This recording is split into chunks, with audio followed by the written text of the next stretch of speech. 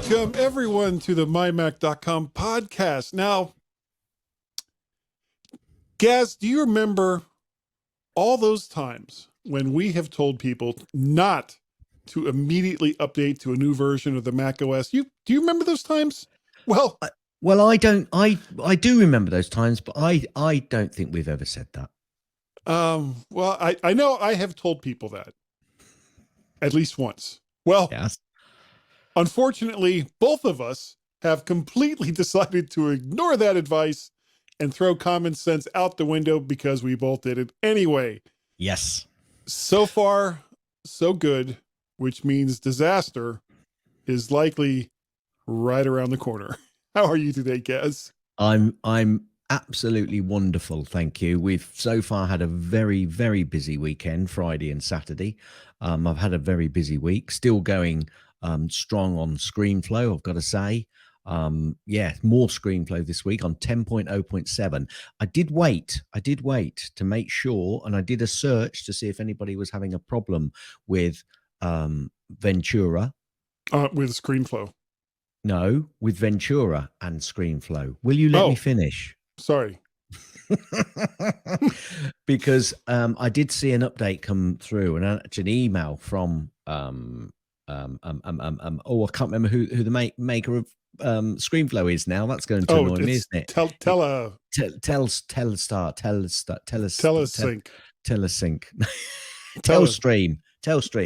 Yeah, them. Yeah, them. I knew it was. Yeah, Paul Kafarsis is with them.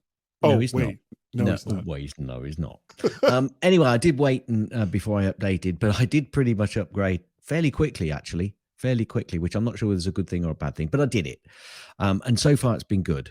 I did have a bit of a panic with my camera, which actually wasn't Ventura's fault. It was my fault for realizing that I've been trying continuity camera and that I hadn't changed back from continuity camera in eyeglasses. So I couldn't work out why eyeglasses was not showing me my camera, but actually I'm on continuity camera now. So it should be a slightly crisper. You can see even more of my creases. Definitely see more of my creases. And this week's been interesting. Last weekend, I've just jumped straight into my stuff, you see, haven't I? Damn it. I'm sorry, I didn't mean to no, that's fine. You zoom me in and out all you like. I don't care. The people like to see a close-up of me. Yeah. No, I won't do that silly, horrible face. They put us side by side and leave it there. You're making me dizzy. Anyway, last week after our show, after I've been working on MyMac a lot, and I've been working on MyMac again this week quite a lot. But I watched the F1, which came from the US of A, in Austin, Texas. And nice. I saw now. I don't know if any of you guys listening to this watch F1, but there's I can't remember his name now. He does the pit walk for Sky TV. Oh, but that's going to annoy me. Anyway, he did the walk, and I thought, that's Tim Cook. That's Tim Cook walking past him. He's going down the pit, and he often looks for celebrities and bigwigs, and he walked straight past him. He hadn't got a clue. Recognize him. And I think Craig Federighi might have been there. I can't remember if it was Craig Federighi or Air Force One. Might have been Air Force One. It might have been someone else. Anyway, it doesn't matter. I thought, what's he doing there? And then I saw Brad Pitt, and he was talking to Brad Pitt. And of course, Brad Pitt is doing an F1 movie, and he's doing that F1 movie for Apple, I believe. Oh, really? So I think that's where the link was. And then at the end of the race, guess who's waving the checkered flag, which is a bit of an honor. And people really feel, there's not many people get to be allowed up onto the podium to see the cars zooming underneath and for the to wave flag. I'm sure it's the same in IndyCar. It was Angelina Jolie. It was not. It was not. It was Tim Cook. Who? No idea. And I've got to say, he did not look happy. He was miserable. He looked absolutely miserable. Now he was either concentrating so hard that he looked like he was constipated, didn't want to drop the flag onto the cars. You're not going to drop the flag, are you? For heaven's sake! But he was kind of waving it backwards and forth. I thought, for heaven's sake, cheer up! There are kids that have been watching F1 since they were 2, and they're now in their hundreds that would adore to have. Not just me. No, not just me. I'm not bothered about doing it. But I know there are massive fans of F1 that would have the biggest grin on their faces being in that position. And you look like you've just had, well, I won't say it. But Well, let me ask you grief. something. I haven't seen that many F1 races, but I have seen like highlights of like NASCAR races and stuff like that, where they show the very end of the race. And the guy that's waving the flag, or the girl that's waving the flag, whoever it is usually like in a small little container that's like over the road. Correct. The same. It's the same. So maybe he has like agoraphobia or something, where he's afraid of heights. Yeah, well, afraid of small spaces as well. Afraid of fast cars. Look, whatever it was, he could have just at least smiled a little bit. Just a little bit. Anyway, that made me laugh quite a lot. Apparently, he was not a happy camper. And then what made me really angry was I sent yourself and our dear friend over at Mac and Forth a text in the week about a certain increase for Apple One that is coming all of our ways. And I was fuming because I said, they haven't told me. They can't just take out of my direct debit a new amount. They've got to inform me. You know, that is just not on. Now, what made it worse was that I looked on my phone, went into the application, and it said October, and it said the new price. And I thought, hang on a minute, it's about to be taken out in a couple of days. You can't do this, Apple.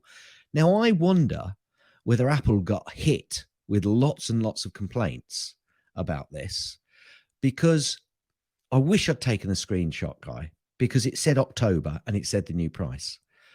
2 days later, this was after I'd sent you and Carl that text, I got an email saying you have been invoiced for October, the current price.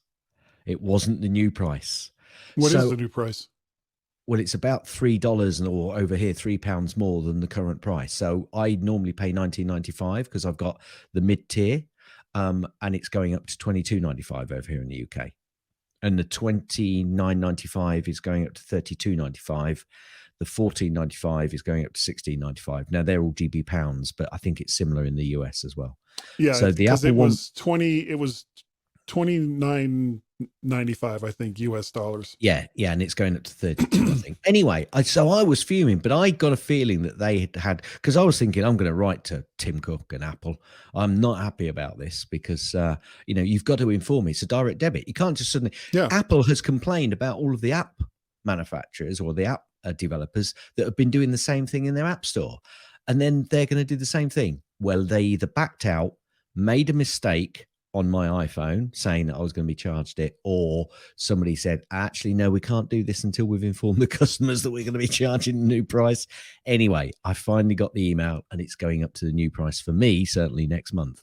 And if you're listening to this and you didn't know, there is a price increase to Apple One. I'm glad I've got that rant out of me. How are you? How was your week?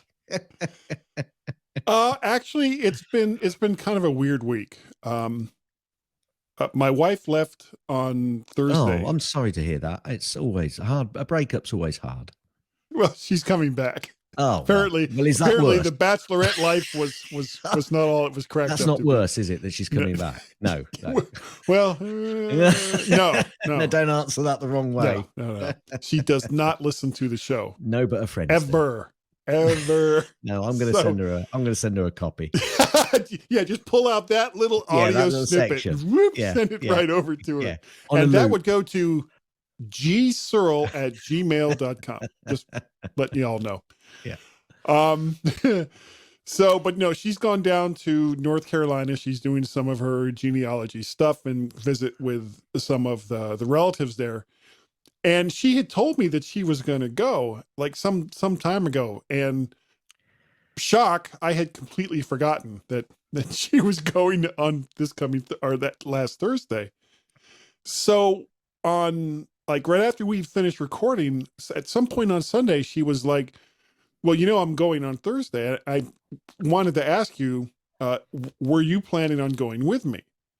And I thought about it because I have a ton of leave that I have to use or lose related to my job. Yeah. Because for like basically the last 2 years, I haven't gone anywhere. So it's been building and building and building, which is, this is not a bad problem to have, you know?